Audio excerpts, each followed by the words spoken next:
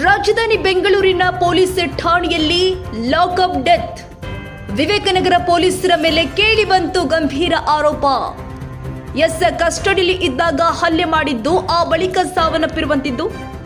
ಇನ್ನು ಇದೇ ಪ್ರಕರಣಕ್ಕೆ ಸಂಬಂಧಪಟ್ಟ ಹಾಗೆ ಇದೀಗ ಇನ್ಸ್ಪೆಕ್ಟರ್ ಶಿವಕುಮಾರ್ ಸೇರಿ 4 ವಿರುದ್ಧ ಎಫ್ಐಆರ್ ದಾಖಲಾಗಿದೆ. ಸಿಐಡಿಗೆ ಹಸ್ತಾಂತರವಾಯಿತು ಪೊಲೀಸರ ಕೊಲೆ ಆರೋಪ ಕೇಸ್. ಮಾದನಾಯಕನಹಳ್ಳಿ ಪೊಲೀಸರಿಂದ ಸಿಐಡಿಗೆ ಕೇಸ್ ಹಸ್ತಾಂತರ. ವಿವೇಕನಗರ ಠಾಣೆ ಪೊಲೀಸ್ ಸಿಬ್ಬಂದಿ ಮೇಲೆ ಕೇಸ್ ದಾಖಲಾಗಿರುವಂತದ್ದು.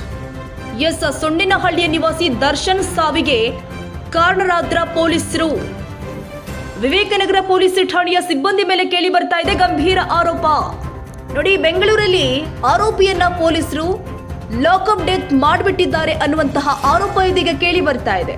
ವಿವೇಕನಗರ ಪೊಲೀಸ್ ಠಾಣೆಯ ಸಿಬ್ಬಂದಿ ಮೇಲೆ ಗಂಭೀರ ಆರೋಪ ಕೇಳಿ ಬರ್ತಾ ಇತ್ತು. ಇನ್ಸ್ಪೆಕ್ಟರ್ ಶಿವಕುಮಾರ್ ಸೇರಿ 4 ವಿರುದ್ಧ ಇದೀಗ ಎಫ್ಐಆರ್ ದಾಖಲಾಗಿರುವಂತದ್ದು. ಇದೀಗ ಪ್ರಕರಣವನ್ನ ಸಿಐಡಿಗೆ ಹಸ್ತಾಂತರ ಮಾಡಲಾಗಿರುವಂತದ್ದು.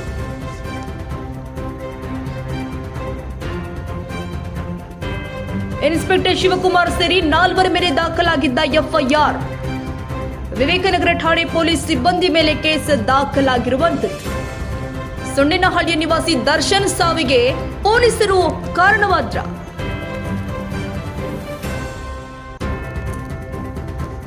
ನವೆಂಬರ್ 15ರಂದು ಮೃತ ದರ್ಶನ್ ಕುಡಿದು ರಸ್ತೆಯಲ್ಲಿ ಗಲಾಟೆ ಮಾಡ್ತಾ ಇದ್ದ. ಇದನ್ನ ಪ್ರಶ್ನಿಸಿದ್ದ ಪೊಲೀಸರಿಗೆ ಮಚ್ಚು ತೋರಿಸಿದ್ದ ಎನ್ನಲಾಗ್ತಾ ಇದೆ. ಅದೇ ಕಾರಣಕ್ಕೆ ಆತನ ವಶಕ್ಕೆ ಪಡೆದು ಠಾಣೆಗೆ ಕರೆತಂದಿದ್ರು. ಈ ವೇಳೆ ಯಾವುದೇ ಕೇಸ್ ಮಾಡದೆ 2 ದಿನ ಕಸ್ಟಡಿಯಲ್ಲಿ ಇಟ್ಕೊಂಡು ಹಲ್ಲೆ ಮಾಡಿದ್ದಾರೆ ಎಂಬ ಆರೋಪವಿದೆ. 2 ದಿನಗಳ ಕಾಲ ನಿರಂತರವಾಗಿ ಹಲ್ಲೆ ಮಾಡಿದ ಬಳಿಕ ನೆಲಮಂಗಲದ ಯುನಿಟಿ ಸೋಷಿಯಲ್ ಸರ್ವಿಸ್ಗೆ ಪೊಲೀಸರು ಕರೆ ಮಾಡಿದ್ದಾರೆ. ಲಾಕಪ್ನಲ್ಲಿ ಇದ್ದ ದರ್ಶನನ್ನ ರಿಹ್ಯಾಬ್ ಸೆಂಟರ್ಗೆ ಸೇರಿಸಿದ್ದಾರೆ.